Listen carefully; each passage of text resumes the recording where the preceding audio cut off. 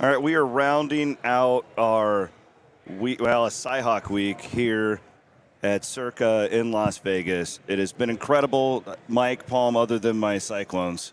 I hope you weren't on Iowa State last night, my friend. Well, at least they came out firing, and kept the game competitive. It was horrible. The game was over by the time we were even 10 minutes in. And it was all Cyclone money, so that was okay. You had a big crew here last night, right? Yeah, we had a big crew. Mr. Derek Stevens, welcome to the program. How you doing? Thank you so much for the hospitality for you guys, first of all. I had never stayed here before, and I will never stay anywhere else again. Whoa, that's pretty big. Yeah. That's a pretty big statement. That's awesome. Great to hear it. You know what I love about this place? Been walking around. You guys, you're Midwesterners. We can just talk, right? You don't rip people off here. Honestly, a lot of times when I'm walking around Vegas, I feel like, this place is, $10 beer, right? Like, I genuinely mean that. We're talking to Midwesterners. I absolutely love that about this place. I appreciate you saying that. I mean, it kind of matches up with our sports. We try to give it pretty good value. Doesn't mean you're going to win your bet, but we figure we're going to give everybody a pretty good shot here with some great odds on all of our futures bets and things like that. And it's nice of you to say that, so I appreciate that. And Mike, you do the show with Ken every week on our network, but you're a Michigan guy, Derek, and you're an Iowa guy, Mike. Do we do a lot of Big Ten going back and forth? I mean, hey, you're a Notre Dame fan, I guess, though, right? I'm just wanting to know what a conversation's like between you two when the camera's not on. Well, there's a lot of debate on content, on what to put up on the screens and what people think is important. And I got you. He doesn't think Notre Dame games are big draws. He doesn't think there's any national audience for Notre Dame, USC, this sort of thing. But now he's starting to feel his oats a little bit with the wins over Ohio State the last couple of years. Feels good. It feels good for a couple of weeks unless they get waxed in the playoff game again. Although they get so nice for them that they can keep TCU third so they don't have a rematch in the semifinal. And the committee wants to tell you rematches weren't considered. Get out of here. I mean, Ohio State should be third, and they should have to play Ohio State again. I'm not saying they wouldn't beat them. Last year, obviously, that would have been nice if Aiden Hutchinson would have made the trip to Florida to play against Georgia. I don't think he made it because I never saw him on my screen. But we'll see what the Wolverines can do. But the people, Chris, in this area he comes from, in Detroit, they're delusional. They think they're a city of champions. Listen to this guy. I love it. When is the last time they've won anything? The debate is which of their teams is going to go back to a playoff in a professional sport next. And the projections are always 5 years out. I mean, which team will get there in 5 years? That's how competitive they are. So, to answer your question, what's it like to be having us together when we're not on the air? Is this it? Oh, it's nonstop. I mean, I got to put up with this day in, day out. At night, I get the text. It's unbelievable. Sour grapes, all that. But no, overall, we get along great. No, we're kind of a Midwest-based place. Yeah. We're really really are. We're really Big Ten in general, in that area. That's really Circa's and the D's. Kind of bread and butter. I mean, our customer base is really Michigan, Ohio, Indiana, Illinois, Wisconsin, Minnesota, Iowa. This is kind of like our niche, here in downtown Vegas. It does kind of feel like you guys are, hopefully we're helping with that, but picking up steam in Iowa. Like I was talking with Jeffrey was here about last Sunday, and he was watching the bets coming in on the wrestling outbidding the NFL for a time on Sunday. But that to me, just I don't think it's marketing, but you guys you're giving the people what they want. You put up a women's basketball line for us the other day. Like, that's cool. You're not getting that from other books. Yeah, I mean, I think what happened in Iowa is pretty amazing. Like, I will give all credit to Mike for coming up with the idea. And Mike, maybe you could go in the origination of the story. I think you got a little bit of this off of Twitter with some fans and some of the people you talked with when you were doing some of the shows in Iowa. And they said, "Hey, can we bet wrestling?" And then after we asked the Iowa Gaming Commission, we could do it. It's the only state we post wrestling. So really, Mike, what's the origination of the story? It was really Trent Condon that Okay. said, I know that you probably will post Nationals and maybe Big Ten, but can we start getting some regular matches if you've got top 10 or top 25 teams? You know, we talked to the guys in the back, and a couple of them knew a thing or two about wrestling, but they also know how to research it a little bit too. And you know, we started booking these matches with Iowa and with Iowa State, and then we sort of expanded the menu this year to, you know, top 25 matchups, and it's been a great pickup on the wrestling there. Like you said, on Sunday there was more on the Iowa State match than on the NFL. That's crazy. It's really crazy. If you tell me NBA, okay, because nobody in Iowa cares about the NBA after Jordan left the Bulls, which was a mild interest in Eastern Iowa for a lot of people. But NFL, I mean, the NFL's king everywhere, so it just shows you the grassroots and the collegiate level. I mean, if we could book high school sports in Iowa, we'd write a ton of tickets. Can you guys give me? We were Chris Hassel and I, our group. We were sitting there last night, and we see the Chris Murray news comes out where he's not going to play for Iowa. Mm-hmm. Give us the insight on how that actually works, because we thought clearly you had it baked in. Clearly somebody knew that he probably wasn't going to play. But when it became official, we all, us hacks, were like, oh, well, this thing's going to go to Pick'em. And, in fact, it went the other way. It bounced back up. Like, what is going on behind the scenes at a time like that? Well, you know, you're right. Some of it's baked into the number, the probability of whether a player is going to go or not. And then after that, it's not so much necessarily how much money one side's taking, but who it's coming from. And there's certain sharp bettors in each sport. And they're not the same for each sport, but there's certain sharp bettors in each sport. Well, let's say their opinion is more respected or their dollars are more respected than the general public. And, you know, you did see the number go back up the other way there, even though the majority of the money was coming in on Iowa State. It's incredible. You have a similar story in the NFL on, just on Thursday night about, with the line moved up to 7 with the Raiders on the road. At the Rams, and then with the Baker Mayfield news, and then, well, is he going to play? Is he not going to play? Well, once it became pretty clear he was going to play, he had got one practice in. You know, the line came down. You know, and that's not what a lot of people would have thought. Like, how long does it time? How much time? How many first team reps do you have to get to be ready to go? But I mean, we closed at a 5.5 in that game. Is that what I thought it was 6? It was 5.5. It was 6 almost everywhere else. Wow. But we got hammered on Rams money. So we were the only book in anywhere in Vegas that was a 5.5. There was a few places of 6. 10 minutes before kickoff, Mike. I know you were in Washington when this happened. Do you know the Nugget moved the other way? The Nugget was at a 7. And we were at 5.5. We were at 5.5. Everybody else was 6.5. But we pretty took nice all scalp. this. Yeah, it was 8 steps away. It was absolutely. But get on the news. You have to bake in probabilities, and like as Mike said, money's going to move it to a degree. But who's making the bets really the key thing. Okay, so when it comes to who's making the bets, I can imagine 20 years ago, it's like, well, here comes this guy. We're going to watch what he does, what he places. Is that still the case, or is this a nationwide thing now? Because sports betting. So, I mean, you're in how many different states, right? Like, how has that changed it? Do you have to be in Vegas to be one of those respected bettors anymore? No. I mean, and even if you are, it's this. It's what's coming in. I mean, he has up in his office, he has several screens, but the screen he's watching the most is the bet ticker, which is it shows every bet accepted over the counter and on the app, which now the majority of it's on the app now, right? Yeah. So, I mean, from wherever they are, whether it's in Iowa making the bet or it's in Colorado making the bet or Illinois soon, or whether they're in the book here or they're in Reno or they're in Henderson that's it. It's coming. Bing, bing, bing, bing. And he'll tell you on Sunday mornings it comes so fast he has to back it up to read it.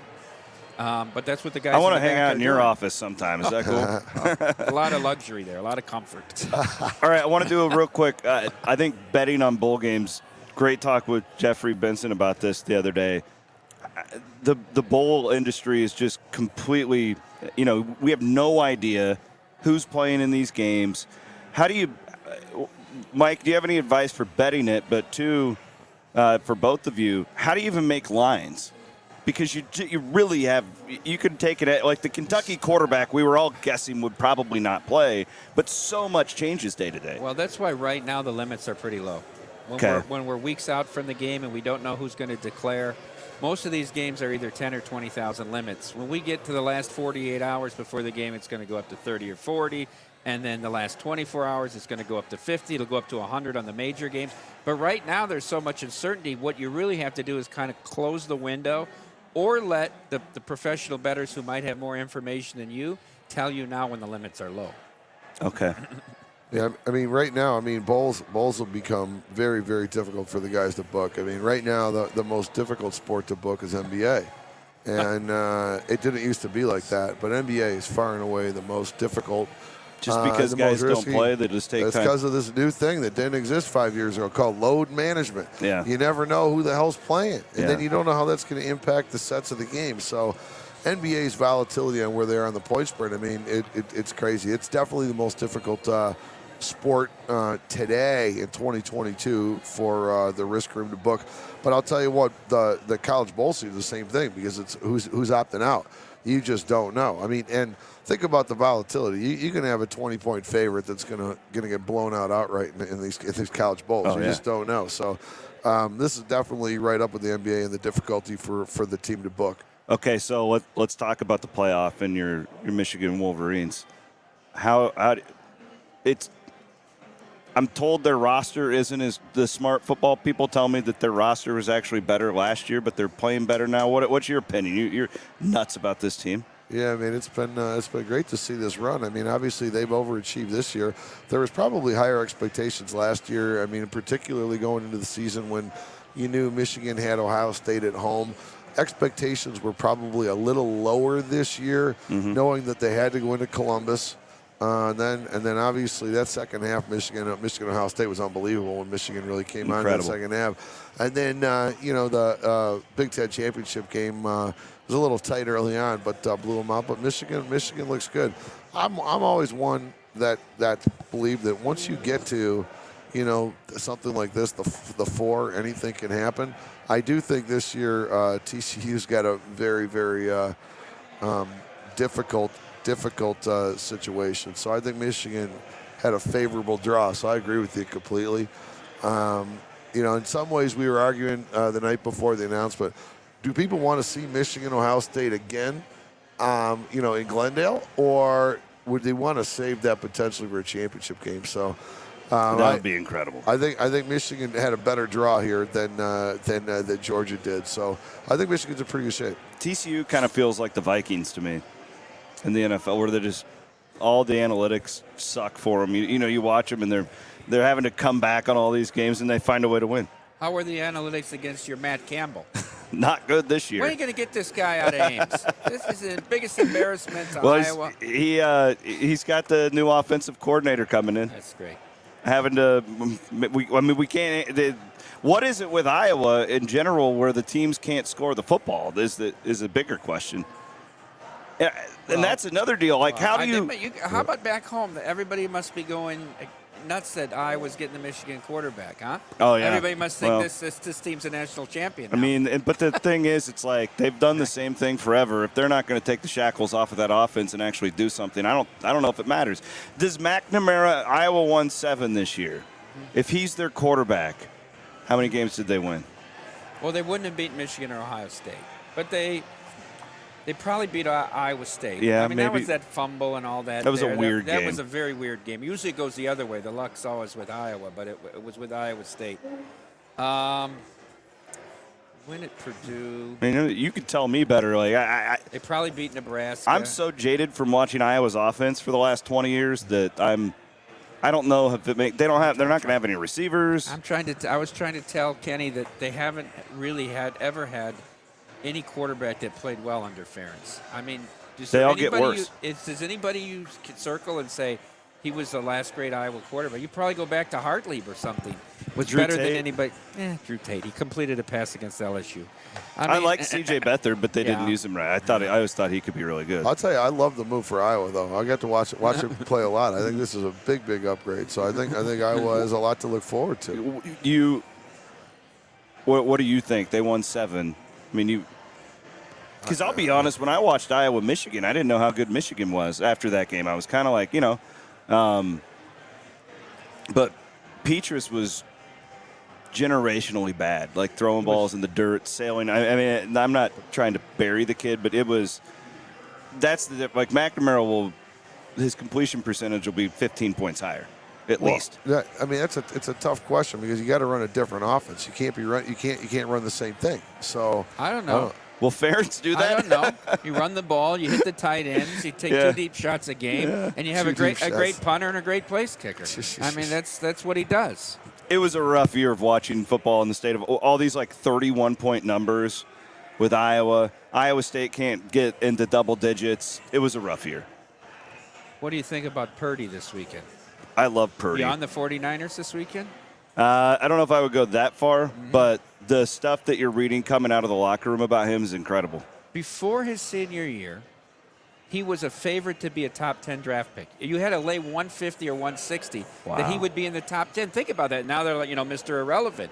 This kid played a lot of snaps as a quarterback at Iowa State. I think he'll be fine. I do too. And the one thing, I know him pretty well, and him and his family, I mean, character, probably the hardest worker that has come through Campbell's program, and it seems like he's really won over that locker room. I mean, they absolutely adore him there.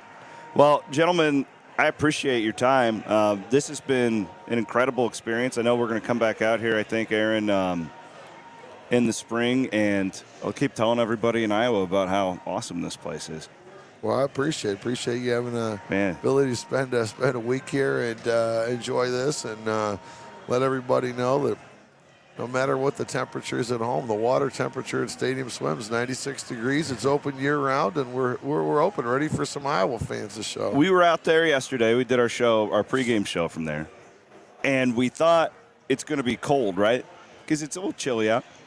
The sun over Stadium Swim's different. It's like it felt like it was 85 out there.